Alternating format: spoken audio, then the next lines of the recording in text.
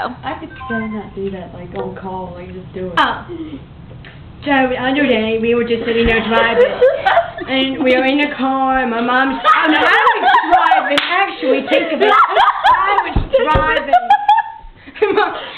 No, listen, I can't listen. And, no, seriously, she was in the passenger seat, and I'm driving, minding my own business, I heard from her, and all I hear was, boom! I was like, holy moly, what's going on? I turned around, almost lose control of the wheel. It was close one. And I was like, Mom, what was that noise? And she was no, listen, I'm serious. She looked at me and she said, Rachel, it was just a sneeze. And she said, you're supposed to say, what to you?